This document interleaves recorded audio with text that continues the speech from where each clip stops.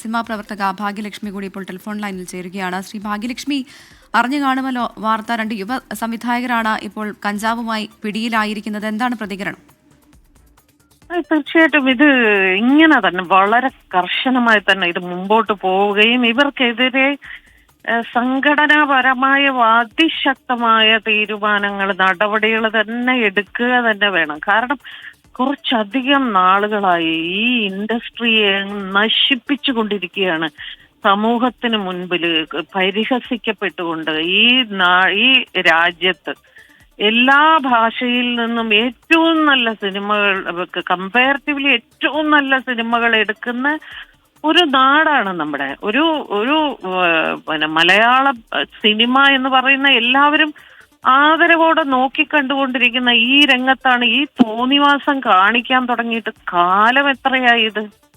എല്ലാത്തിനെയും പിടിച്ച് ശരിക്കും അതിശക്തമായി തന്നെ ആക്ഷൻ എടുക്കണം. ഇവർക്കെതിരെ എല്ലാം നല്ല നടപടി എടുത്ത് സംഘടനയിൽ നിന്ന് പുറത്താക്കുകയും ഇങ്ങനെയുള്ളവരെ ഇനി സിനിമയുമായി യാതൊരു വിധത്തിലും സഹകരിപ്പിക്കരുത് എന്നാണ് ഞാൻ പേഴ്സണലി തന്നെ പല സ്ഥലത്തും സിനിമയുടെ സ്വകാര്യ സംഭാഷണത്തിനിടയിൽ ഞാൻ എപ്പോഴും പറയാറുള്ളൊരു കാര്യമാണിത്. ഇതിന്റെ ഉള്ളിൽ ഇങ്ങനെയൊക്കെ ഉണ്ട് എന്നുള്ളത് നമുക്കൊക്കെ നേരത്തെ അറിയാം. പക്ഷെ ഇതൊന്നും പിടിക്കപ്പെടാതെ. ശ്രീമതി ഭാഗ്യലക്ഷ്മി, ഇടയ്ക്ക് ഞാനൊന്ന് ചോദിച്ചോട്ടെ, കാരണം ഇതിൽ ചെറുമീനുകൾ മാത്രമല്ല, ഈ ഇതുപോലെ വളരെ പ്രശസ്തരായവരും ഇത്രയധികം യുവാക്കളെ സ്വാധീനിക്കാൻ കഴിവുള്ളവരും ഉണ്ട്. അപ്പോൾ അവരൊക്കെ പിടിയിലാകുന്നുണ്ട്. സിനിമയിൽ ചിലപ്പോൾ ഒരു നടപടി ഉണ്ടാകാത്തത് അതുകൊണ്ടാകുമോ? ഈ ചെറുമീനുകളല്ലാതെ ഈ തിമിംഗലങ്ങളും അതിനകത്തുണ്ട് എന്നുള്ള സൂചനയാണോ തരുന്നത്? ഇത് സിനിമയിൽ മാത്രമല്ല, സിനിമയ്ക്ക് പുറത്തുള്ള ഒരുപാട് വലിയ വലിയ സ്രാവുകൾ തന്നെ ഇവിടെ ഉണ്ട്.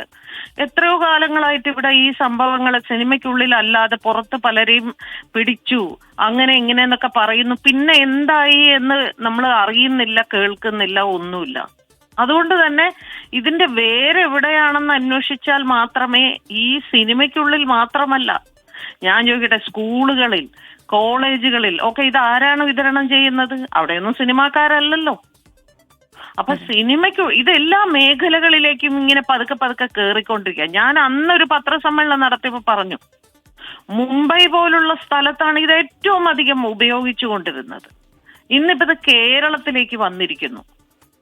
അപ്പൊ ഇതാരാണ് ഇതിന്റെ യഥാർത്ഥ ആളുകൾ എന്ന് കണ്ടുപിടിക്കുക തന്നെ വേണം. പക്ഷെ അത് കണ്ടുപിടിക്കുക എന്ന് പറയുന്നത് അങ്ങ് അറ്റത്തെ കൊമ്പത്തിരിക്കുന്ന ആൾക്കാരായതുകൊണ്ട് അവർക്കെതിരെ എന്ത് രീതിയിലുള്ള രാജ്യവ്യാപകമായി കേന്ദ്ര സർക്കാരിൽ നിന്ന് സംസ്ഥാന സർക്കാർ എല്ലാവരും ഒറ്റക്കെട്ടായിട്ട് ഇന്നിപ്പോ എനിക്ക് ഒരു വിഷയത്തിൽ സന്തോഷമുണ്ട്.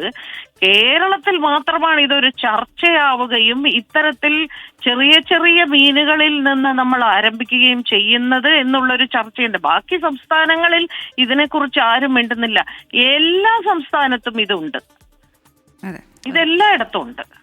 വളരെയധികം നന്ദി ഭാഗ്യലക്ഷ്മി പ്രതികരിച്ചതിന്. സിനിമാ പ്രവർത്തക, ഡബ്ബിംഗ് ആർട്ടിസ്റ്റ് കൂടെയായ ഭാഗ്യലക്ഷ്മിയാണ് ഇപ്പോൾ നമ്മളോട് പ്രതികരിച്ചത്. എന്തായാലും ഞെട്ടിക്കുന്ന വിവരമാണ്, 2 യുവ സംവിധായകരാണ് പിടിയിലായിരിക്കുന്നത്. എനിക്ക് തോന്നുന്നു ക്രിസ്റ്റീന, പ്രശസ്തരിലേക്കൊക്കെ എക്സൈസിന്റെ അന്വേഷണം എത്തുന്നു എന്നുള്ളതൊരു സൂചന കൂടിയാണ്. ആർക്കും ഇതിൽ നിന്ന് രക്ഷയില്ല. നമ്മൾ സിനിമാ മേഖല എന്ന് മാത്രം പറയുകയല്ല, എല്ലാ മേഖലകളിലും ഇപ്പോൾ ശ്രീമതി ഭാഗ്യലക്ഷ്മി പറഞ്ഞ പോലെ സ്കൂളിലടക്കം 4ാം ക്ലാസ് തുടങ്ങിയ കുട്ടികളിൽ അടക്കമുണ്ട്. പക്ഷെ സിനിമ എന്ന് പറയുമ്പോൾ, അല്ലെ, നമ്മൾ മാധ്യമപ്രവർത്തകരൊക്കെ ഇത് ഉപയോഗിക്കുക എന്നൊക്കെയുള്ള വാർത്തകളൊക്കെ വരികയാണെങ്കിൽ ഒരുപാട് പേരെ സ്വാധീനിക്കാൻ കഴിവുള്ള ആൾക്കാരാണ് സിനിമക്കാർ. അതുകൊണ്ടാണ് അതിന് കൂടുതൽ വാർത്താ പ്രാധാന്യം ലഭിക്കുന്നതെന്നുകൂടെ ഒന്ന് പറയുന്നു.